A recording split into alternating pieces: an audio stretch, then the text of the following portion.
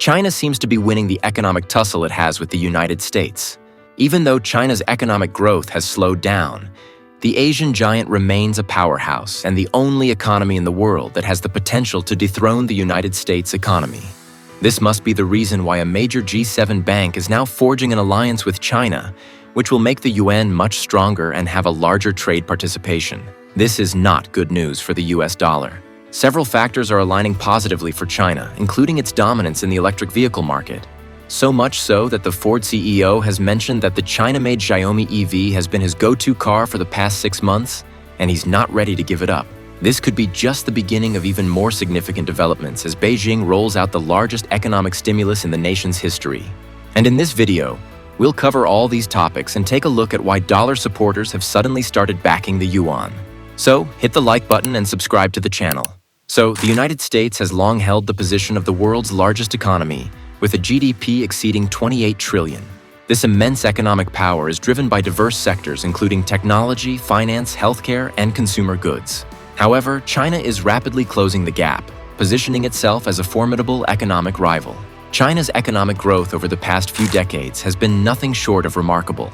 From a largely agrarian society, it has transformed into a global manufacturing powerhouse. As of recent reports, China's GDP stands at approximately 18.5 trillion, making it the second largest economy in the world.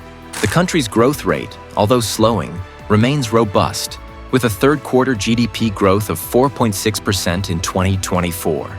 But it gets even more interesting as Beijing is firing on all cylinders to make sure that the People's Republic sees a great economic revival with the recently announced economic stimulus program. We will get into details of this program later in the video, but first, let's talk about the positioning of the Chinese currency.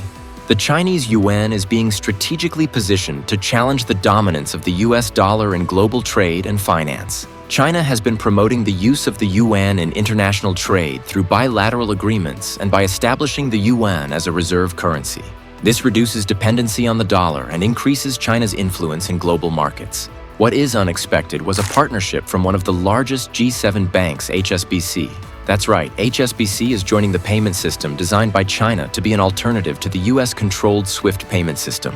China's financial influence is expanding at an extraordinary rate, creating ripples throughout global trade and finance. As the primary trading partner for over 120 countries, China has been deliberately reducing its reliance on the US dollar in international transactions, choosing instead to strengthen its own currency, the yuan, or RMB. This shift is part of a larger economic strategy called de-dollarization, where China is reshaping global trade by carving out a space for the yuan. Central to this strategy is the Cross-Border Interbank Payment System, CIPS, designed to support international yuan transactions. Having a big international bank such as HSBC join the CIPS network is a major win for China. This system was created in 2015 and has grown tremendously, linking more than 1,400 financial institutions across 109 countries.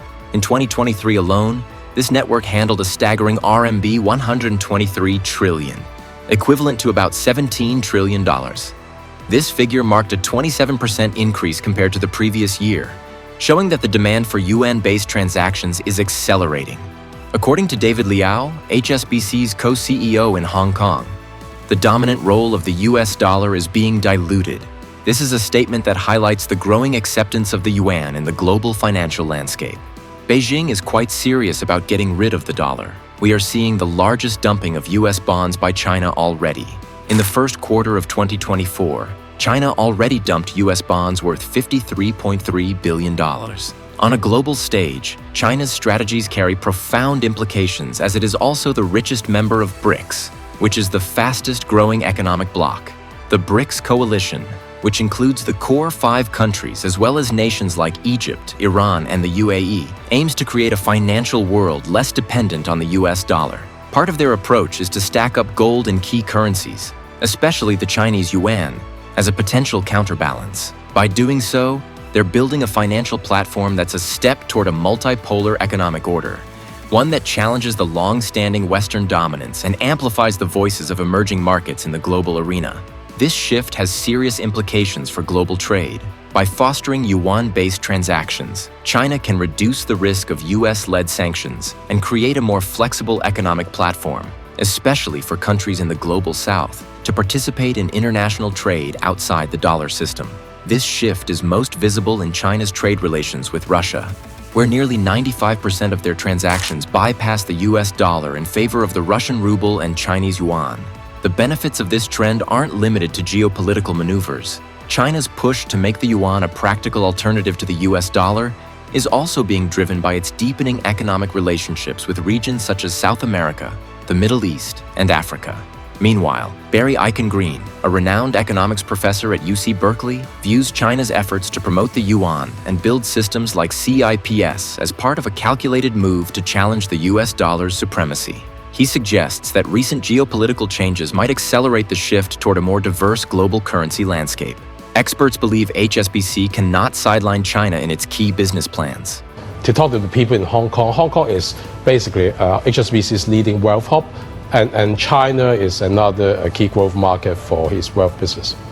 The talk of decoupling between China and the West hasn't stopped major Western financial institutions from digging their heels deeper into China's lucrative market. Banks like HSBC and Standard Chartered are capitalizing on China's massive consumer base, showing that economic interest is often more important than political rhetoric. By the close of 2023, foreign banks had opened a whopping 888 branches across China, with assets totaling 3.86 trillion yuan. This fusion of Eastern and Western financial interests reveals just how complex and lucrative China's economic landscape has become. One battle China is winning right now is the electric vehicle market. It was a surprise when Ford's CEO Jim Farley confessed that despite having access to some of the most cutting-edge cars globally, he's been cruising around in a Xiaomi EV, the Xiaomi SU7, for the past 6 months, and he's not in any rush to give it up. Yes, Farley, who leads one of the top American car companies, openly admits that this Chinese EV has won him over. This is a huge nod to the level of quality, innovation, and design that Chinese EV makers like Xiaomi are bringing to the table. It also shows just how competitive China has become in the electric vehicle space, a domain once dominated by Western car giants. The thing is, China's EV strategy is much more than just flooding the streets with electric cars. It's a massive push toward a cleaner, tech-driven future. China is currently the global powerhouse in the EV market, commanding a whopping 60% share worldwide. But this wasn't accidental. It's all part of a well-thought-out strategy, heavily backed by government support. China has poured funds into subsidies, tax incentives, and, most importantly, next-gen battery technology, driving down costs and making EVs more accessible.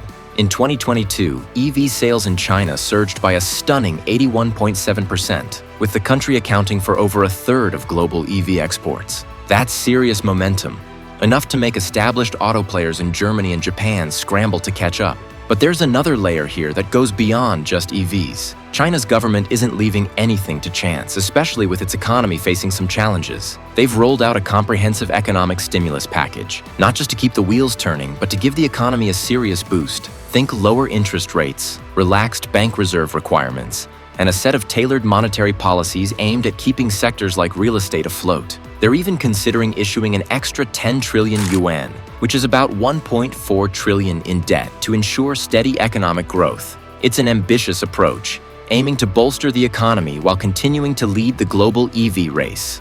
According to the International Monetary Fund, IMF, China will account for a staggering 21.7% of global GDP growth through 2029. This means that China will be one of the most significant drivers of global economic progress, contributing almost twice as much as the United States, and is more than the growth of the G7. China's powerful workforce, seamless supply chains, and immense manufacturing capabilities have given it an unmatched economic boost, fueling this trajectory and positioning the country as a key player on the world stage. But China's influence isn't just limited to its workforce or supply chains. It's also about who it partners with on the global scene. For instance, China's relationship with Russia has created economic advantages, especially in light of recent Western sanctions on Russia. These sanctions have opened up access to discounted natural resources for China, which in turn fuels key sectors of its economy. This partnership with Russia, among others, allows China to absorb production that was once in Europe, moving energy-heavy industries to more affordable grounds. Then there is the Belt and Road Initiative, BRI, which is China's master plan for securing not only influence but also economic security. Through this ambitious infrastructure project, China has expanded its reach across continents, investing in key locations throughout Asia, Africa, and Europe. These investments are not just about building roads and railways. They're about linking China more tightly to global supply chains and boosting its influence over critical markets worldwide. It's a bold strategy that ensures China won't just be a part of the global economy. It will be at the very center of it.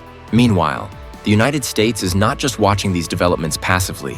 US Treasury Secretary Janet Yellen has openly voiced her concerns about China's growth trajectory, pushing for China to shift toward more consumer-driven economic policies.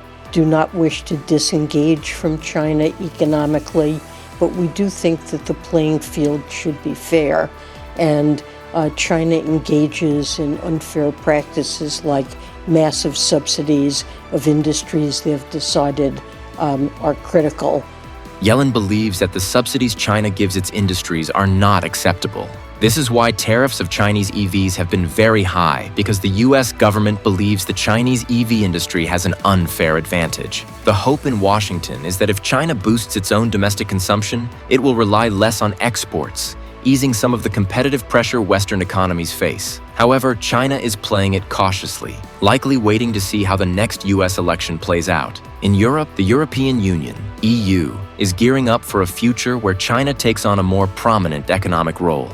To safeguard its industries, the EU has implemented measures to monitor and regulate Chinese investments in critical sectors.